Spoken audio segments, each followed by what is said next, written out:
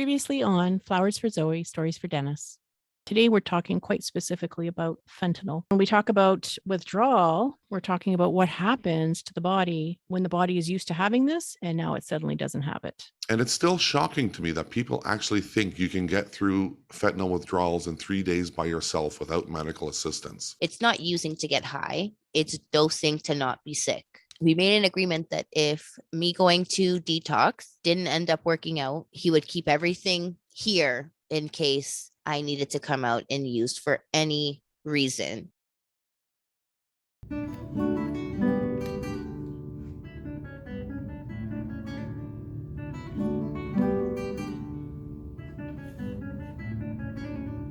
On today's show, we are talking about trauma-informed conversations.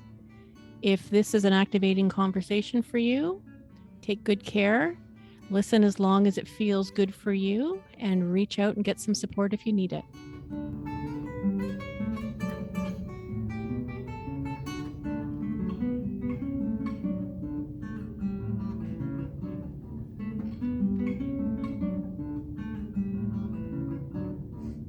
So, hey, you guys, if you listen to the last podcast that we did on withdrawals, you may have picked up on an interaction between Daniel and I. It wasn't intentional, but we noticed and we had a conversation about it. And we are approaching the conversation and the interview with Zoe quite differently. You might say, and Daniel, let me know if you don't agree with this, but you might say Daniel was approaching the conversation with a lens of uncovering. He wanted to make things known and identify the many components of Zoe's life that were, in many ways reinforcing her urge to keep using, or at least her urge to numb the pain and the fear that she was experiencing. You might say that he was like, delving deeper into her experience and what that all meant for her. You may have also noticed that my response to hearing this interaction was to shift gears. I was trying to lift her up. I was trying to lift her out of the conversation. And I became really quite focused with using my questions to ask Zoe how she got through it and what, if anything, helped her. So this interchange has a lot to offer when it comes to understanding the topic of trauma-informed care, or trauma-informed interviewing in this case. And that's what we want to talk about tonight. You might be asking, like, why would this be important? The simple answer is the purpose of using a trauma-informed approach anytime we're like interviewing somebody or talking to somebody or in therapy or even just having conversations with people that we love and care about. It's to avoid re-traumatizing. In other words, we don't want to add unnecessary stress or more stress that's going to do more damage. And sometimes that can happen just by having to re-experience through telling stories. We can be activated. So on the one hand, there's a lot of really good information to be shared, and that requires asking questions, listening, and that's why we're here doing the podcast. On the other hand, the questions that we ask and the way that we frame these questions can be activating. And it's not that being activating is not okay. Being activated is okay. Sometimes we are. That's just part of life. But what helps is when we're prepared for it and when we can count on some kind of support around it, and when we know that we have options to stop sharing. Even when we work with these agreements in place, we can still all be sort of, hit by a curveball, something that we don't expect. And that happens now and again. And when it does happen, you might start by feeling fine and then discover that you're not feeling fine because you've been activated by something. So let's talk about this. Let's talk about this and talk about, how we plan to continue to ask the important questions while also being aware of the impacts that it can have on Zoe, on each of us, and even for our listeners. Thank you, Laura. That was really nice. Yeah, we tend to get into good debates, and we're getting good at it, and I'm really glad of that because They get pretty heated. They get heated a little bit. You guys feel so strongly about the topics that we're talking about. I was going to say the same thing, Zoe. Yeah. When you get a heated argument, it's because you care. There is something big inside each of those sides. Yeah. And as I'm saying this, I'm like, this is what Laura told me. Like, I don't know, pick a year. all the knowledge I've gotten so far in my life has been from Laura. So Oh, don't blame come me. on. Don't blame me for anything I say. Blame Laura. Oh my gosh. Jesus. You know, I like the fact that we can debate. We don't always have to agree. We don't have to agree. We can see things differently, Mhm. and we have to be okay with that. And I think we are. Yeah. And you're right, Zoe. I think there's a lot of, passion on Yes. this subject, right? We all have a lot to say about it. We have strong opinions about it. There's things that we want, we want to bring information.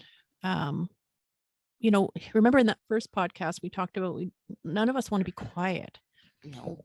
And so I guess this is the opposite of being quiet. And that really is our goal. And we share in that. Like there's a shared agreement between us that, this is about not being quiet anymore. We're also really aware that, the things that we're talking about are activating. And, maybe we do need to talk about how these conversations impact people. And also, not to put you on the spot, Zoe, but you kind of are. You've sort of agreed to be transparent and open in sharing everything. Yeah. So maybe it is important that we have a conversation about, if you decide to change your mind where something does feel like more than you want to talk about, how would we know? And what would we do? Yeah. I was thinking this, and that's what happened to me yesterday. It happened to me twice. One, when you brought it up, Laura, first thing that hit me is how are we going to know? And then very close to that, I had shared with a person about the podcast without talking to Zoe first. And that it kind of broke a rule that we know is there. And I forgot it. And that was, this is Team Zoe.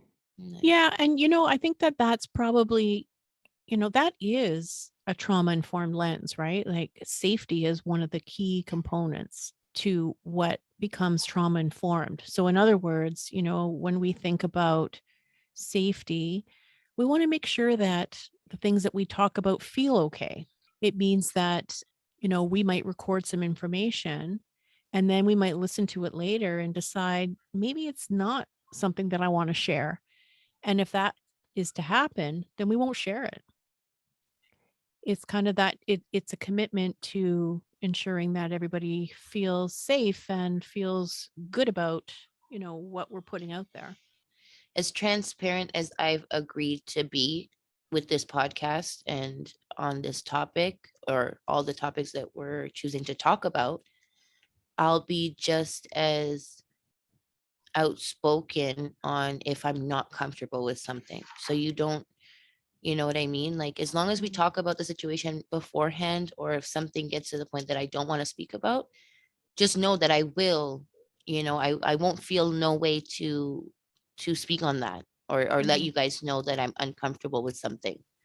Yeah. You won't have to worry about, me not speaking up and letting you guys know because I will, Mhm. so don't worry about that. We'll talk about that when or if the time even comes where I'm uncomfortable with something, because at this point I really don't see that happening. But Mhm. if by chance there is, then yeah, I would say so. But You know as how far much as we are right now, I'm so like I am as cool as a cucumber with everything so far. releasing this podcast and information affects other people too. I mean, it's just good to isn't it? Like, wow, like just approaching people with that. And this is what I love. And, you know, during the debate, I was so sure I was right. I was so sure I was right. And once again, Laura proves me wrong in the most elegant way. And she does it so nicely. And it was really funny because when I said to her today on the phone, I said, oh, you know about that argument we got into, that debate? And Laura's like, well, first of all, it wasn't really a debate.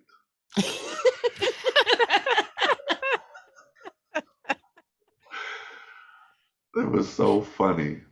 It was great.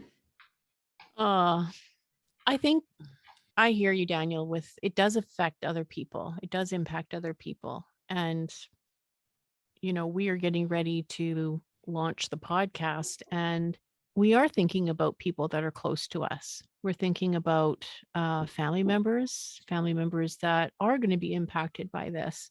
You know the 15 minutes they talked about? None of us want that. Nope, No. And it's so funny definitely not. because the privacy thing is important to us, like for that reason, I Mm-hmm. think. Mm-hmm. That's one of the reasons, not the reason. Yeah. There's also some vulnerability in it, It's one thing for us to get together and we are in the safety of this space, right? Because we know one another. And within this podcasting room, there is a lot of safety here. There's a lot of respect here. There's a lot of trust here in the room. This is a collaborative, mutual, like this is our project. Um, when we launch it, we are now kind of vulnerable to the opinions of others, people that we know, people that we don't know.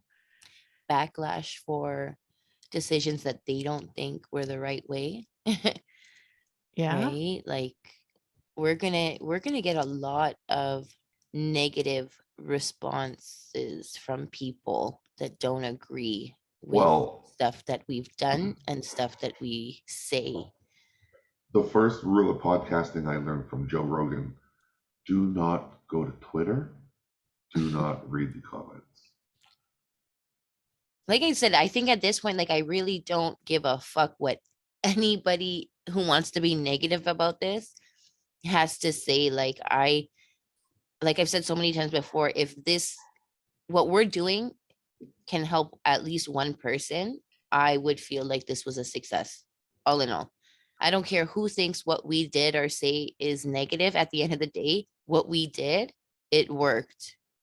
Me and Laura were talking about this the other day about charity, Mhm. and it really begins in your backyard. Yeah. One person, just one. We spoke about that the other day. I said, Yeah, if everybody in the world, just asked one person, what could I do to make your day better or easier? One thing. If one person were to ask one person that question a day, the world would be such a good place, such a better place. yeah, it really would. And you know who understands that the most? People that have been in the position where they really, really needed help. Hmm. Those people understand that the most. They're beautiful people. Mm. Yeah. Elizabeth Kubler-Ross. Did I get the name right? Yeah. I always call her Barbara Kubler-Ross or Elizabeth Coloroso. So it sounds like what we're talking about now is that trauma-informed care, at least, coming out of this podcast, is we're humans and we're here to try to make at least one person's experience better. Yeah. That's it. And our intention is to bring lived experience to people in the most kind and supportive and empathic way. It's also to challenge things. It's to Mhm. stir things up and to challenge the situation, and not with the intention of hurting anyone along the way. I agree with that, like 100%. I like challenges. Yeah. I think it's a good challenge. So what do you think of this? The totality of a person's life isn't the worst thing that has ever happened to them. Hold on. Totality, what is that? So it's the idea that, we don't start an interview by asking about the most traumatic events. We don't have to spend all of our time on the most traumatic details of events, because that's not the whole story of a person. Oh, I That, love that. Yeah. yeah, That's what makes a podcast beautiful, because I know that people are going to see what I saw. We're going to do a show on stigma soon. Mm-hmm. This might be a good segue into that, but I had put, I contributed to the stigma around Zoe. When Zoe was here 6, 7 months ago, she was a junkie. And I know that word is sensitive these days. And, I just want you to know I'm using it in the most respectful way possible. If you take what that word means, not the reason it exists today, but you take the meaning of the word junkie, and maybe one day we can do that. Zoe had a lot of those attributes in her. And I looked at Zoe that way too. So something was there. But the point is, because of all those attributes and characters that Zoe was portraying, right? Because of the fentanyl, because the whole addiction changes, right? Like what they said. And this is true for addiction, but it's also true for opioids specifically. It changes your character, your behavior. It changes your thoughts, changes your anxiety level. It really changes who a person is. My point is because all these other characters and behaviors were there, I never got to know Zoe. And slowly, the real Zoe was literally revealed to me over 2.5 months. And it was the most wonderful thing to experience because, the things I could say about Zoe, I think I said them in the other show, but such a beautiful person, almost destroyed by fentanyl. Almost destroyed. And she's back to herself, and all of her original characters and behaviors are coming out now. And she's just so beautiful. And she's such a wonderful person. And now she's gone through this. And I'm so amazed. It's like witnessing her transformation, Mm-hmm. So I guess when we talk about having a trauma-informed lens, we're saying, yeah, we are aware that we're talking about some heavy content. We're talking about some behaviors that at a time were really scary and confusing for people. But that was a time in a place and a period of time. There are so many other parts.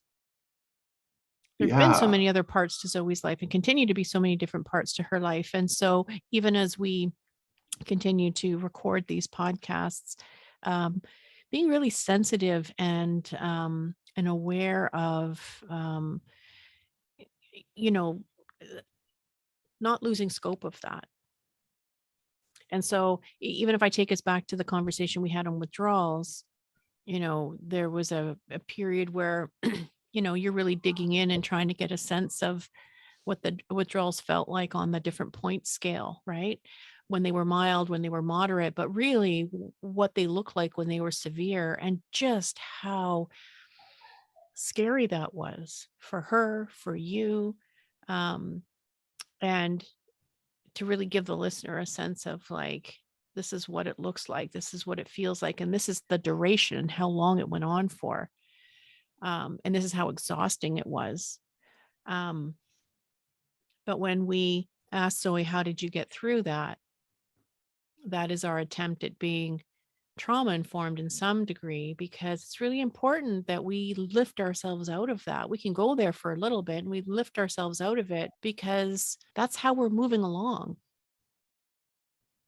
When I saw how Zoe was treated by people, it made me so angry. I went to the pharmacist and I made sure he knew Zoe's my niece. And he's not just responsible to her, he's responsible to me. And I'm going to be there. Because there's some people that walk around with that stigma all the time. And seeing Zoe being treated that way, oh, it just made me so angry. And in that moment, I realized that, I still call it paradigm shift. There was just a deep understanding that there's this whole segment of society full of beautiful people that are kind of being left outside alone in the dark. And I really want to change that. And I know the best way to change that is to tell Zoe's story. let people experience that as best as you can. As best as you can, get into detail. Talk about shitting your pants and how embarrassing it is. Yeah, this kind of moves us into that conversation of stigma. Mhm. And you wrote a blog, Daniel, Monsters, about stigma. It's just a short piece, and I kind of wrote it thinking about one day we're going to be doing a podcast on stigma. And holy crap, we have a lot to say about it. So, Zoe, did you pick up on any of that? Did you pick up on at the time when we were having the conversation about withdrawals? Uncle Daniel's asking you questions about withdrawals and how bad they are, and he's reflecting on just how low things were in your life. And then, um, and then I'm asking you other questions about how you got through it. Like, what was that experience like for you? Did you feel okay talking about all of that stuff? Was there anything that was activating or triggering for you? No, none of it was really triggering. I mean, of course, it was a little bit activating because talking about stuff from low periods of time in my life makes me think, obviously, right? And it puts your mood in not a good mood, right? Because you're thinking about sad times, about not happy times, about kind of the worst of the worst, right? So Mhm. it's not a nice feeling, obviously, but it's something that I feel needs to be spoken about, because for some reason it just feels like, with all of the things that I don't remember and it being so frustrating, you know, um, the things I do remember, I never want to forget those times because I never want to forget how horrible it was. If I remember how horrible it was, I'm never going to want to go back there. Right. So it kind of keeps me grounded at this point. I don't want my life to ever be that again. So I guess it's a good activating in a way for me anyways. And it might not be like that for every topic, maybe certain topics that might come about might be activating in a bad way. I don't know yet, but as far as what we spoke about previously, it was a kind of good thing for me. It made me realize how lucky and happy I am to be where I am right now. And I feel very, very appreciative of how far I've come and what I have now. And like I said, it just makes me realize that that horrible time in my life, I will never go back to. So it's a good and a bad, I would say. It puts you in a shitty mood, but it makes you realize what you have now, which is the most important thing of all, right? Yeah. Yeah, I got a couple of things to say. First of all, I just want to make it clear that you're not having fun doing this, Zoe, all the time. No, This is not something that you want to do. You feel like you need to do this. I feel like it was meant to do this. Wow. You feel like you were meant to do this. Yeah. Yeah, I just wanted to point that out. And this is why, Lara, this is why almost at the end of every episode you say, God, Zoe, thank you so much for sharing. So thanks for sharing, Zoe, because this is not something you want to do, and you're doing it for some kind of greater good. Hmm. You want to share your story. It's not an easy story to share. So thank you. And I understand that a bit more today. I do. Yeah. I love you. I love you more. So, when you get activated, what helps? So, when this podcast is over, what will you do to either shake it off or um, park it or put it away or contain it so you can get back into your life. Because as you talk about, these are not easy conversations. You do get activated. And like you've explained, it's the kind of activation that, you want to do because of what it means to you. And so I'm curious about how you take care of yourself. Well, I know it probably sounds like I always talk about it and it's very repetitive, but honestly, what grounds me and what brings me back to reality and what puts me in a better mood is the fact that I'm literally gonna go probably get ready for bed and crawl into bed with my kid and put a TV show on, and there's my happy place and I'm okay again. I know that I'm okay. I know that they're okay. And I know that it's okay. Everything is okay.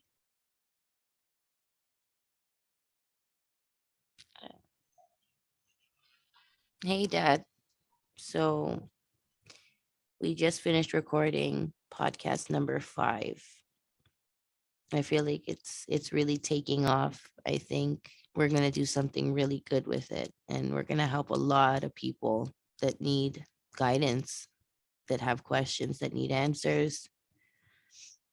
Yeah, today the conversation was a little bit heated between your siblings, but all in all, it was really good. We agreed to disagree on some stuff. Now it's late, and I'm going to go crawl into bed with the kids and watch my show and fall asleep, and then wake up and start a brand new day again with more stuff to do and figure out. Another good day, another sober day. Until next time, I love you and I miss you.